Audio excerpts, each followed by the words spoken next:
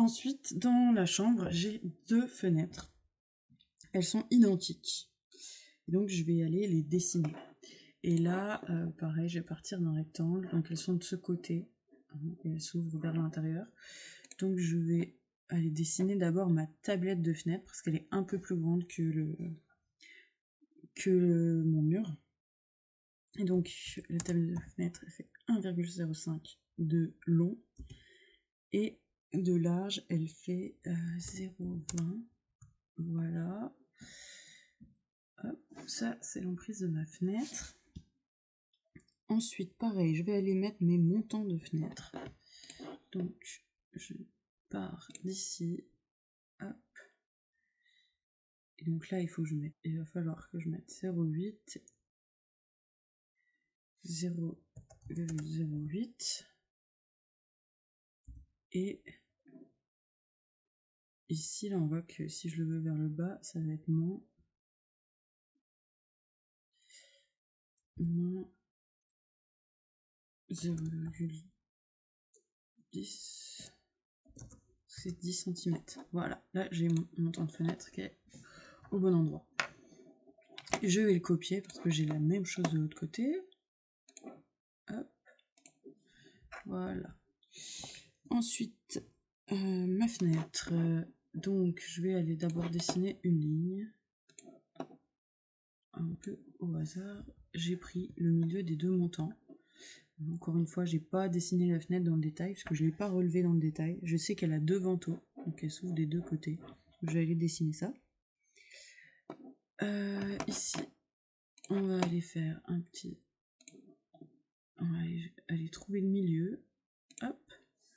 Donc là, pour avoir le milieu, hein, ici, j'ai activé là-dedans. Donc on voit pas bien là. Les accroche-objets qu'il faut. Hein. Et ça, je vais aller faire un petit tour. Je vais aller faire une rotation. Hop. J'ai pas forcément envie de la montrer ouverte complètement, donc je vais faire comme ça. Voilà. Ça, je vais supprimer. Ensuite, je vais dessiner un petit rectangle.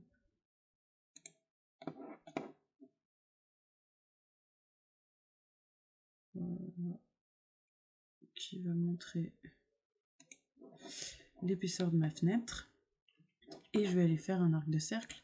Même principe, centre, départ, fin, donc dans le sens anti-horaire. Donc centre, départ, fin, voilà. Donc là, j'ai ma fenêtre avec le sens d'ouverture.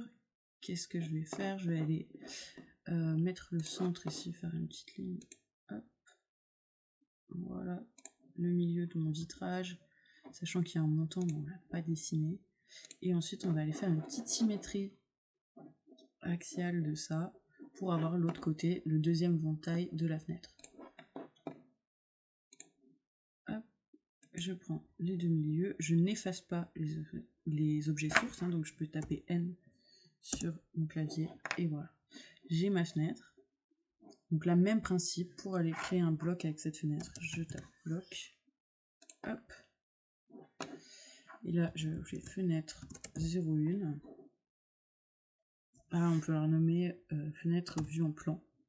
Parce que si on fait un bloc pour la vue, là où les vues en élévation, ce sera utile de savoir que c'est la même fenêtre entre la vue et l'élévation. Donc là, je mets un P pour la vue en plan.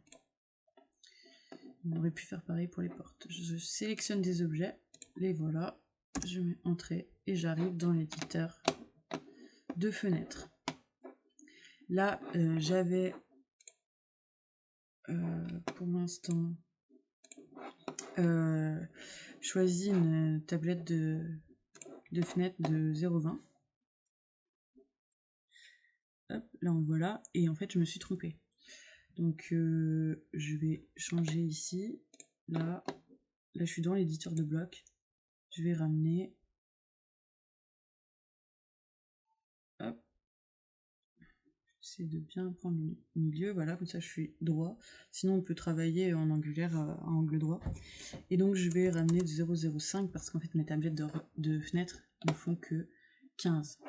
Donc là si on vérifie, utilitaire mesuré.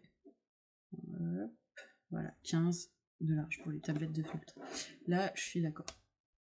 On fait fermer l'éditeur de bloc, on enregistre les modifications dans le bloc. Et ici, on voit que dans le dessin principal,